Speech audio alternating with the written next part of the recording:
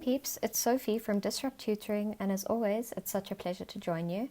Today we're dealing with the Grade 10 2018 Physical Science paper, and this is the multiple choice section, so it's a mixture of all sorts of sections.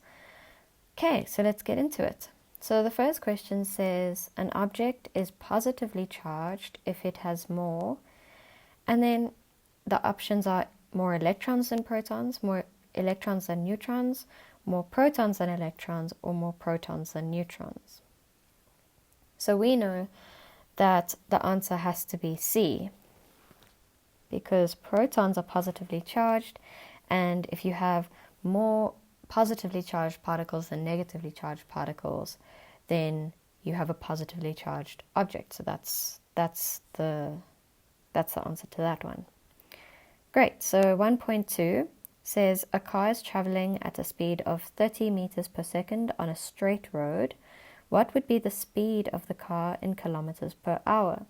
So you know, to get from meters per second to kilometers per hour, you have to times by 3.6. And then if you want to go the other way around, it's divide, but we're going from meters per second to kilometers per hour. A trick for this is you always think of kilometers per hour as being bigger numbers, and meters per second are going to be smaller numbers unless it's really, really, really fast. So you know to always make the number bigger to get to kilometers per hour. So it's times by 3.6, and the answer there would just be 30 times 3.6, which gives you 108 kilometers per hour. So that answer is C. Great. So let's move to 1.3. It says the unit in which the rate of flow of charge is measured is called A ampere, B coulomb, C volt, or D watt. Okay, so we know that the rate of flow of charge here, that is current. And current is measured in amperes, so that is A. So you know it's not a coulomb because coulomb is the measure of charge. A volt is measure of voltage, obviously, and the watt is a measure of power. So rate of flow of charge, that's the trick to this question. That is current. Great. So 1.4 says the gradient of a velocity versus time graph is equivalent to A, acceleration, B, displacement, C, position, or D, total distance covered. So there's a trick with these kinds of questions. So gradient is always the derivative of whatever thing you're looking at, position, velocity, acceleration, and the area under the graph gives it the other way around. So let me just write that down. So the gradient from x goes to the velocity, goes to the acceleration. And the area under the graph goes from acceleration to velocity to position. So it's just the other way around. So now we want the gradient of a velocity versus time graph. So we can see here that the gradient of this graph gives us acceleration. So the answer is A. Great. So then let's move to 1.5. It says an object is released from the top of a frictionless inclined plane AB as shown below. Which one of the following statements regarding the total mechanical energy of the object is correct? Okay, so we've got a few sums of energies and which one's bigger and which one's smaller. But the crux of this question is knowing that energy is conserved and it's mechanical energy, and mechanical energy is always the sum of, so I'm going to say E-mech for mechanical energy is the sum of kinetic and potential energy. And we know it's conserved. So that would make our answer C. It's not D, because a negative energy would imply that the energy is not conserved, in the same way that -1 is not equal to +1. So that wouldn't mean that energy is conserved. So C is the correct answer. Okay, then for 1.6, it says two identical light bulbs are connected in parallel as shown in the circuit diagram below. Voltmeters V1 and V2 are connected across each light bulb. Great, so what do we know about circuits in parallel? We know that the voltage across each part of the parallel and around the whole parallel is equal. So let's see what the question asks. It says, which one of the following voltmeter readings is correct? So then we know that the answer is going to be A, because in parallel, voltage readings are constant. Great, now we can move on to the next slide. Okay, so 1.7 says 4 identical balloons, each carrying a charge, are suspended from a ceiling, as shown in the diagram below. Balloon B is negatively charged, so we know that B has a negative charge there. Which combination is correct regarding the charges on the balloons? Right, so we can just go through this, as you would an electrostatics question. So A and B are attracted to each other, as we can see. So we know that unlike charges attract, so A must be positively charged. C is also being drawn towards B, so we know C must be positively charged. But C and D are repelling each other, which means they are like charges, which means that D is also positively charged. So let's look for that one. We've got A, C, and D all being positive, so that is B. Great.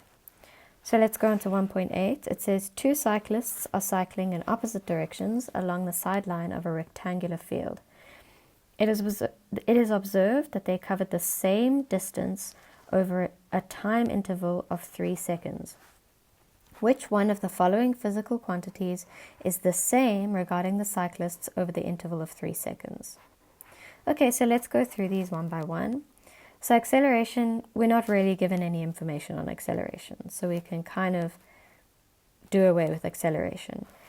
Average speed is promising. We're given, well, if we think about this formula, speed is change in position over change in time. We know the distance that they travel, so we have this, and we know the time that it's over, so we have this. So the answer is probably B. In fact, it is B. I'll just circle it now. The reason it's not average velocity is because velocity is a vector and it depends on direction. And it says that they are cycling in opposite directions. So it can't be average velocity. And displacement is the change in position over time, and they're coming from different directions. So it's the same as the vector argument previously. So it's average speed. Great, so 1.9, we're almost done. It says a red light of frequency f and wavelength lambda shines on an object. The red light is then replaced by light of a higher energy. How do the frequency and the wavelength of light shining on the object now compare with that of red light? So there are a few things you need to know to understand the main part of this question, and that is what a higher energy means. So we know that energy is proportional to frequency. So as energy increases, so does frequency. So we already know that our frequency is high. So if we think of a formula like this one, so the speed of light is equal to the frequency times the wavelength. We already know that frequency is getting higher. So in order to keep c a constant, which it is, speed of light is constant, the lambda needs to come down. The wavelength of it needs to come down. So we know that we're going to have a greater than frequency and a less than lambda. So that is c. Great stuff. Okay, so the last question in the MCQ says, study the following wave patterns, and then it's given us 4 graphs of wave patterns, and it says which combination is the correct representation of the wave patterns with the same pitch. So pitch we know is related to wavelength. So if they have a similar wavelength is when we know that they have the same pitch. And a wavelength is the same distance from either trough to trough, so that is the bottom sections here, or from peak to peak, or from middle to middle. middle to middle. That is how you measure the wavelength. So let's have a look here. Let's go with the first one. So we know that there is a distance of about 2 units, if a thick line indicates a unit, from peak to peak there. We can see that 2 has a little bit of a smaller wavelength, as we can see here. So if we go from peak to peak, it's barely even 1 unit. So that's not similar to the first one. Let's look at the third one. So we know that this wavelength here is about 2 units, so that's similar to 1. And in the fourth one, we can see that it's also about 2 units. So the answer can actually be either 1 and 3, or it can be 1 and 4. So either B or C are correct in this one. Okay, so that's it for the multiple choice questions. Before I go, I'd like to say a very special thank you to our epic sponsors for making this video possible. You can read all about them in the description below. Also be sure to visit our website for more of these epic tutorial videos. If you can't find the answer to your question, you can send us the question and we'll respond with a personalized video just for you. But until next time, stay epic.